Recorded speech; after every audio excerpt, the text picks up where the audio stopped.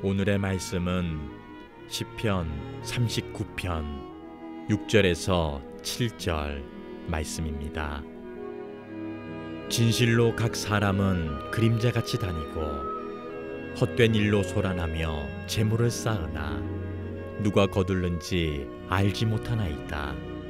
주여, 이제 내가 무엇을 바라리요? 나의 소망은 주께 있나이다. 아멘.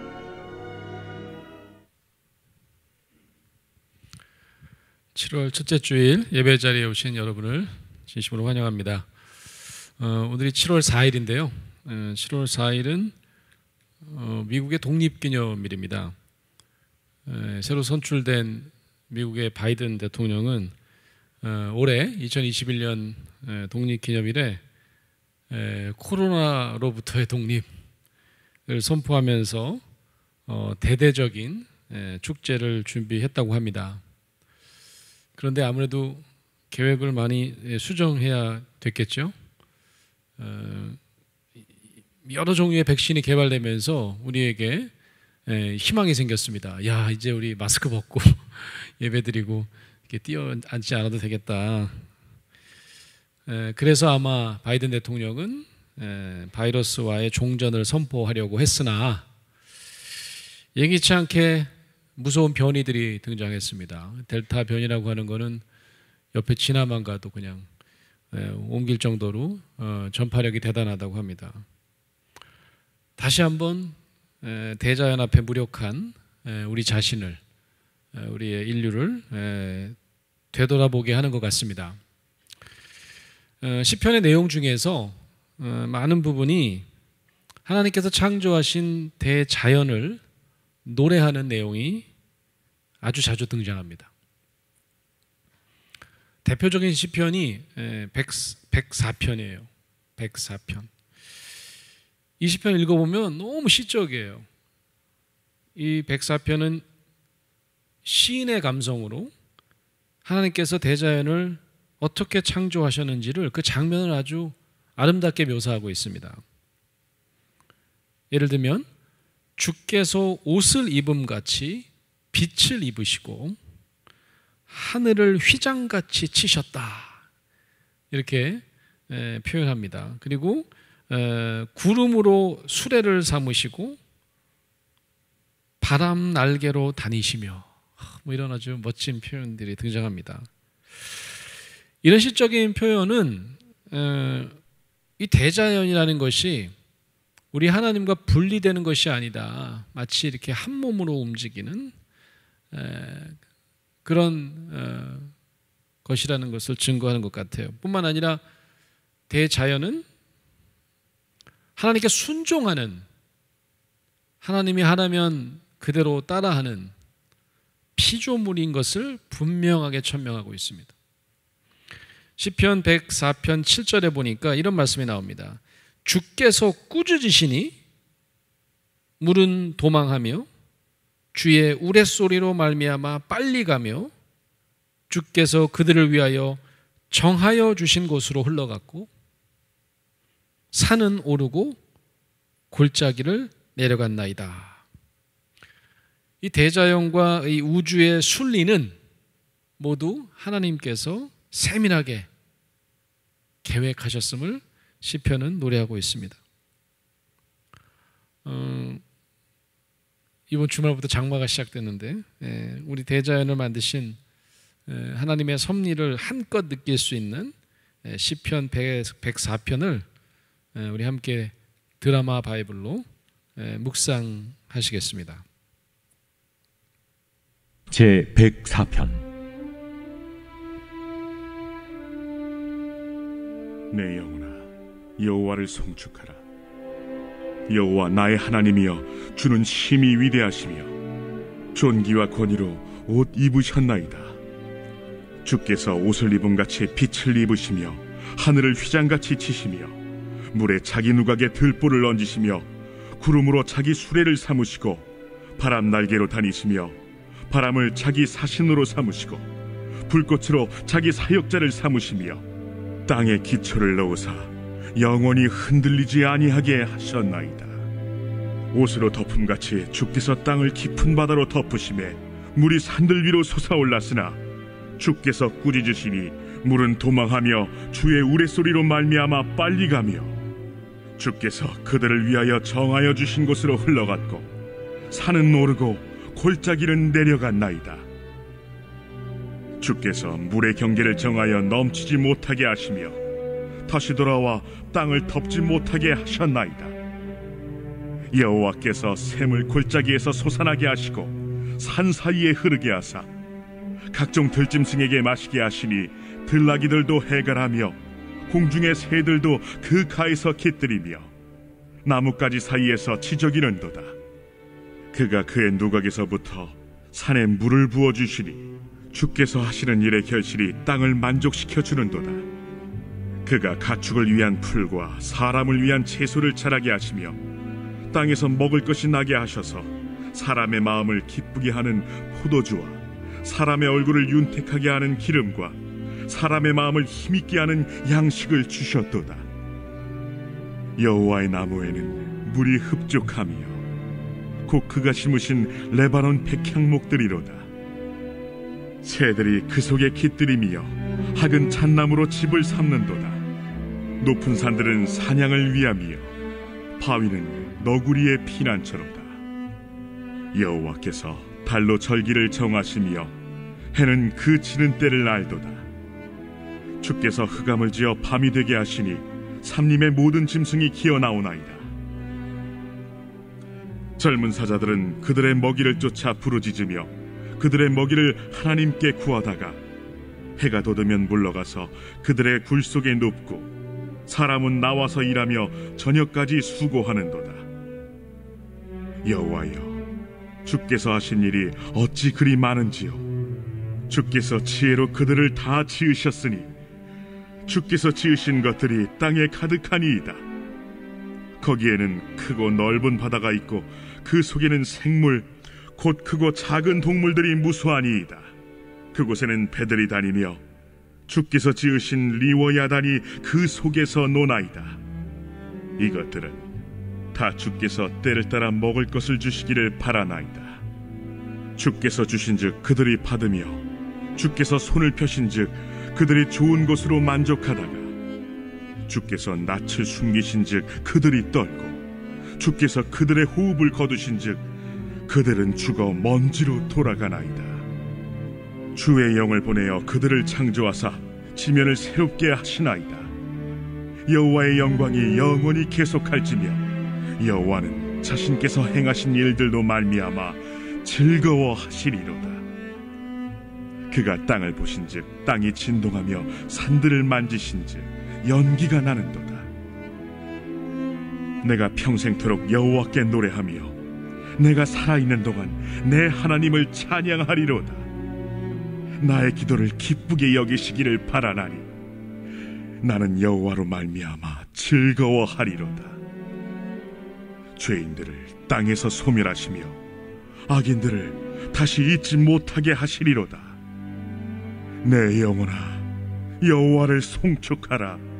할렐루야.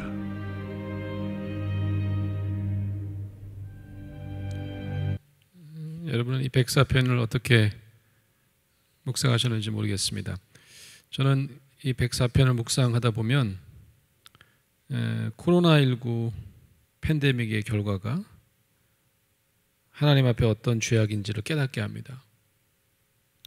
17절에 보니까 새들이 그 속에 깃들이며 학은 잣나무로 집을 삼는도다. 높은 산들은 사냥을 위하며 바위는 너구리의 피난처로다. 코로나 바이러스, 또 앞으로 어떤 바이러스가 나올지 모르겠지만 이런 바이러스들은 다 인수 공통 감염병이라고 하는 우리 인간이 야생동물의 서식지를 하나님께서 이미 계획하고 정해놓으신 야생동물의 서식지를 침탈하면서 생겨난 참사입니다. 29절 말씀에 보니까 이런 말씀 나왔죠. 주께서 낯을 숨기신즉 그들이 떨고 주께서 그들의 호흡을 거두신즉 그들은 죽어 먼지로 돌아가나이다. 마치 온 인류가 마스크를 쓰고 제대로 숨쉬지 못하고 있는 코로나 시국을 이야기하는 것 같습니다. 하지만 30절 말씀에 소망을 한번 가져봅니다. 30절 말씀에 이런 말씀이 나오죠. 주의 영을 보내요 그들을 창조하사 지면을 새롭게 하시나이다. 창조는, 하나님의 창조는 끝난 것이 아니고 완료형이 아니고 끊임없이 진행되고 있는 진행형이라는 말씀입니다. 시편 104편의 마지막 절은 이렇게 끝이 납니다. 죄인들을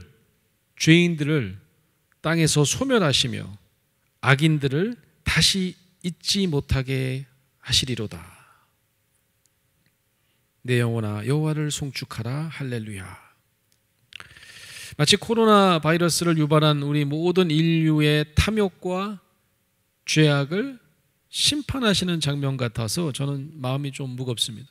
그런데 바로 이런 말씀이 나오죠. 여호와를 송축하라. 할렐루야. 어떻게 하면 이런 자연 파괴의 죄악을 범한 우리가 여호와를 송축하면서 다시 할렐루야를 외칠 수 있을까요?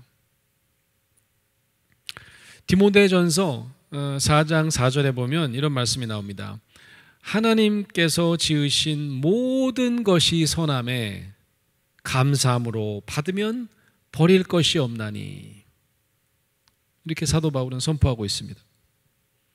하나님이 지으신 모든 것을 감사함으로 받는다면 하나님의 모든 피조물은 선하다는 말씀입니다.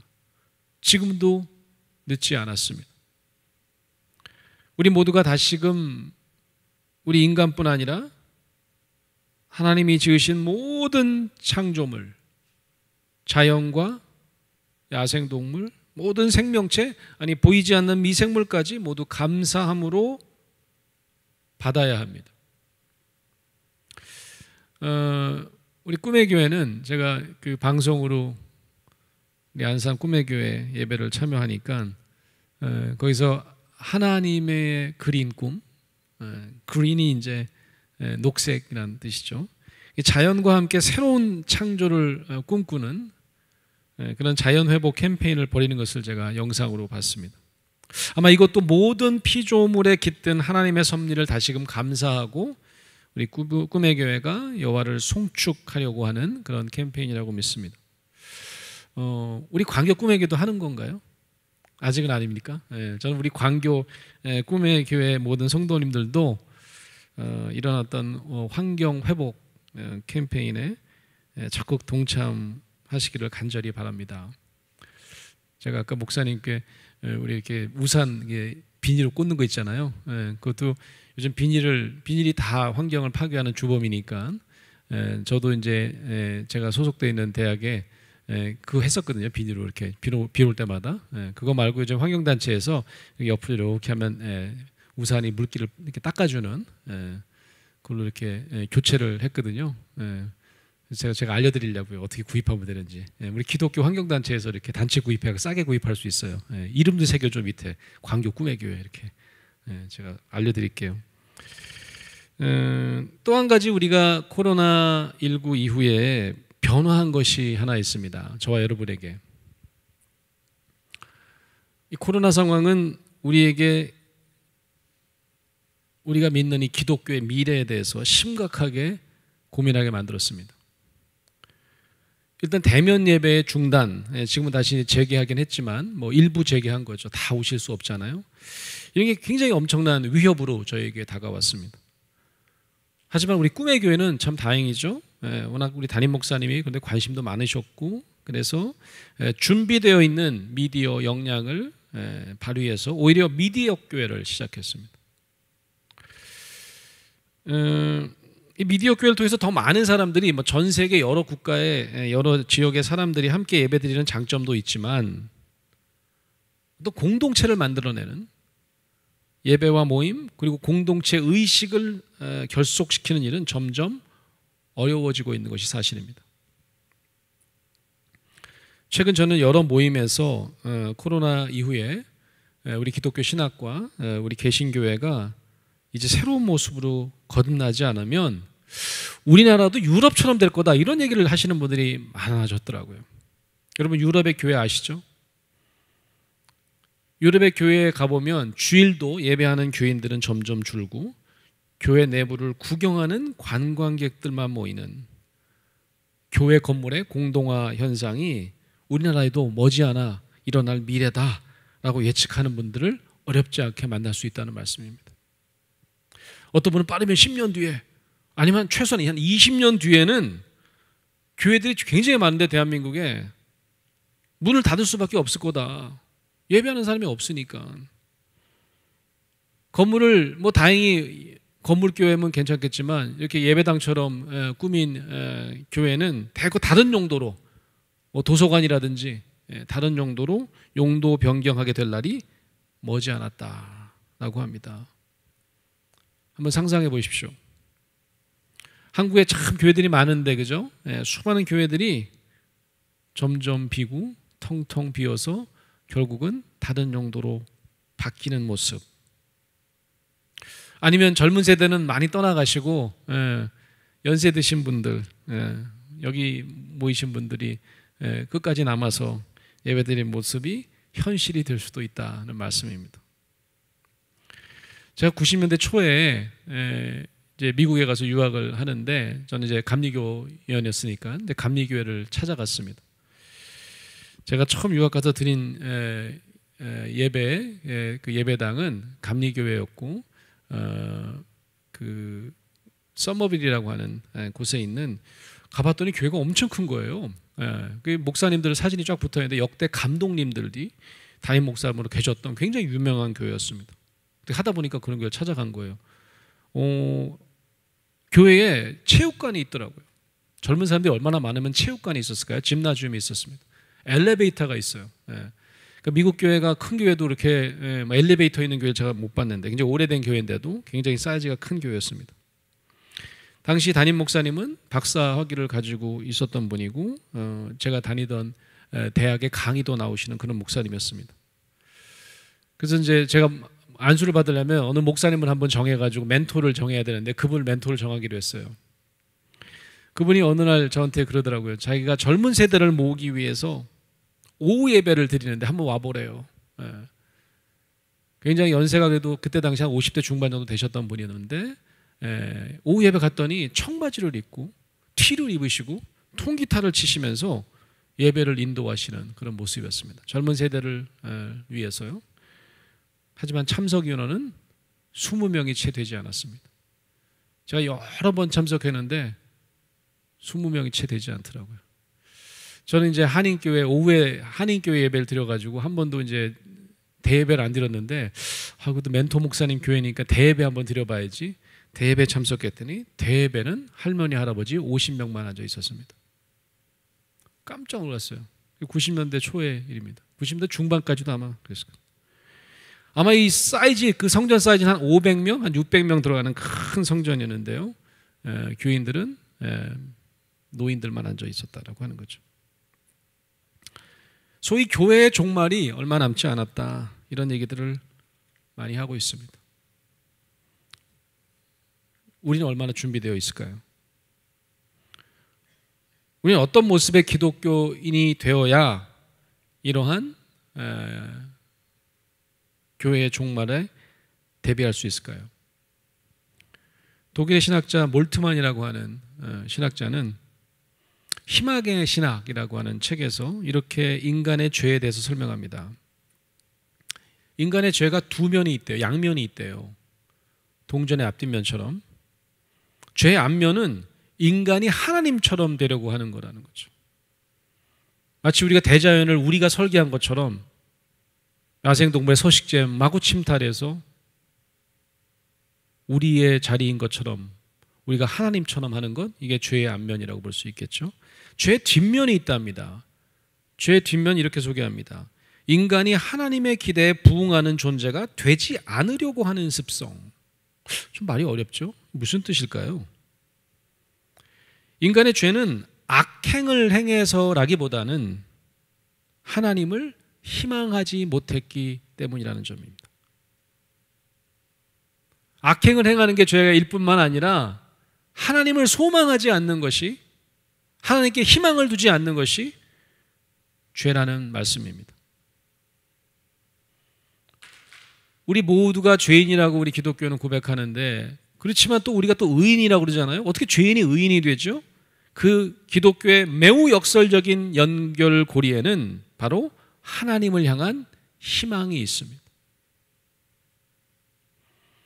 시편 39편에도 인간의 이기적인 탐욕으로 죄를 범하는 자신의 모습을 고백하지만 이내 하나님께 소망을 두며 제자리를 찾고자 하는 모습을 발견할 수 있습니다.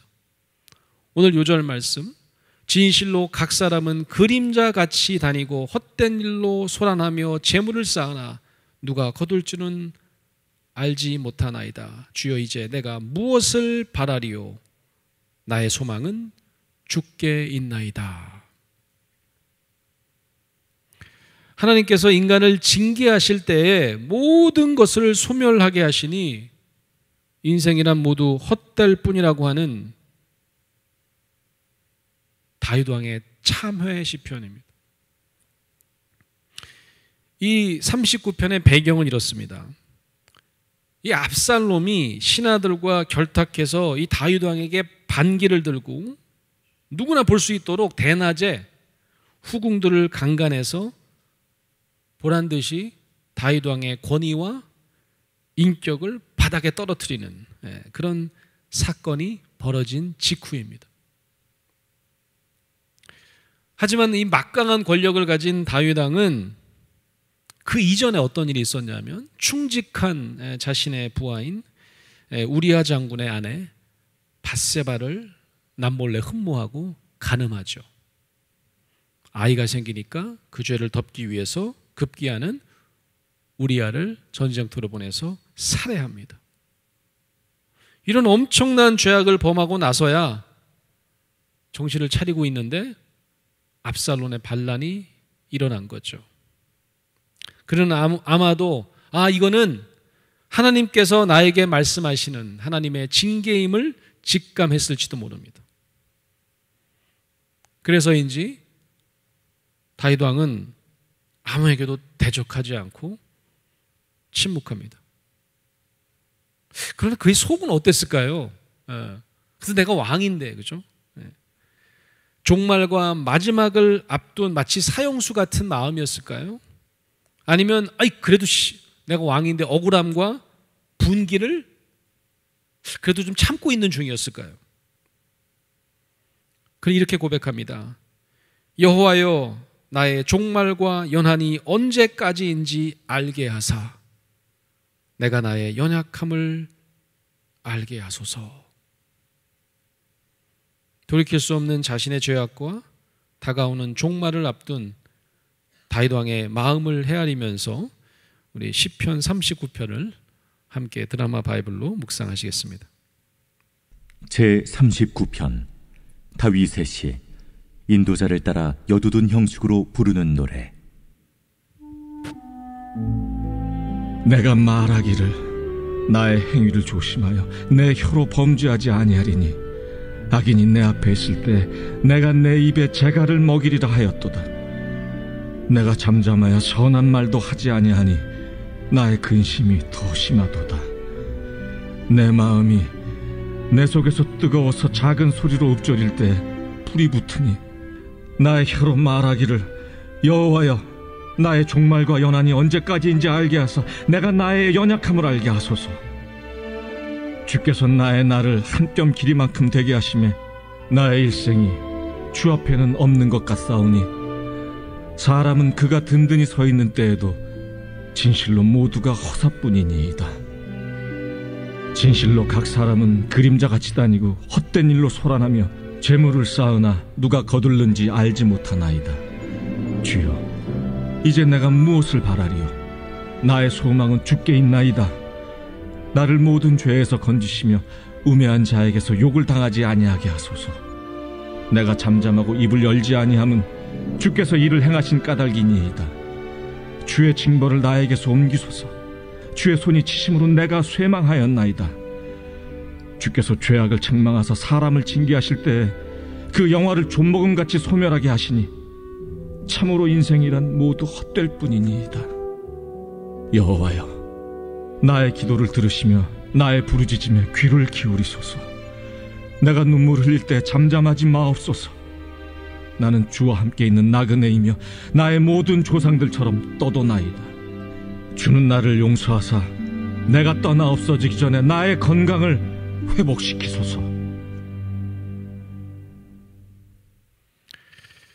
사랑하는 여러분, 우리 자신의 종말, 그리고 교회의 종말을 상상하는 일은 모두 우리를 무겁게 만들고 우리의 죄악을 더욱 뼈저리게 느끼게 하는 그런 고통입니다.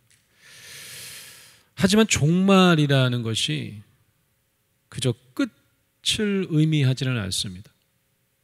기독교인에게 종말은 좀 다른 의미가 있어요. 신학자 몰트만은 이 종말이라고 하는 히라버 또 라틴어 단어 에스케토스라고 하는 이 단어가 두 가지 의미를 품고 있다는 것을 설명하고 있습니다. 하나는 우리가 다 알고 있는 대로 끝이라고 하는 의미입니다. 끝, 종말이라고 하면 끝이죠, 그죠? 또 다른 신학적인 의미가 에스케토스에는 있다는 거예요. 그게 뭘까요? 에드벤투스라고 하는 겁니다. 에드벤투스. 번역하면 도래, 다가옴이라고 하는 의미입니다. 혹시 어디서 많이 들어본 것 같지 않아요? 이 두 번째 라틴어 에드벤투스의 의미는 바로 예수님의 성탄을 기다리는 에드벤트, 대강절, 강림절 때 쓰이는 단어입니다. 종말은 바로 우리 인생의 끝장을 의미할 뿐만 아니라 예수 그리스도의 도래, 다가오심을 의미합니다. 종말은 바로 희망을 부르는 시작입니다. 그리스도인의 소망은 예수님의 재림과 죽은 자들의 부활에 초점이 맞추어져 있는 이유이기도 합니다. 그래서 우리가 지금 매달 묵상하고 있는 이 구약의 시편은 신약과 연결됩니다. 죽음은 쓰라린 육체와 영혼의 종말을 의미하는 것 같지만 죽음 저편에는 영원한 하나님이 계시기 때문입니다. 하나님과 그의 아들 메시아의 도래와 최후 승리에 대한 시편은 우리를 만물의 종말에 대한 감사와 할렐루야 찬송을 가능하게 이끌어줍니다. 사랑하는 성도 여러분, 교회는 이제 사라질 거야. 아마 이제 교회가 텅텅 비게 될 거야. 라는 교회의 종말을 이야기하는 이들에게 이제는 이렇게 선포하십시다. 종말은 그저 교회의 끝장을 의미하는 것이 아니라 예수 그리스도의 다시 오심, 그분의 다스림을 소망하는 일이라고. 예수 그리스도가 함께 하심으로 우리가 다시금 소망을 가질 수 있습니다. 소망을 잃는 것이 가장 큰 죄악입니다. 그래서 시편의 종말은 예수 그리스도의 오심을 기다리면서 할렐루야를 외칠 수 있도록 우리를 인도합니다. 이 아침 저와 여러분이 우리 예수 그리스도로 인하여 오직 하나님께 소망을 두고 이제 온 만물과 자연과 함께 하나님께 감사하고 찬송하는 교회를 함께 만들어갈 수 있게 되기를 간절히 축원합니다. 아멘.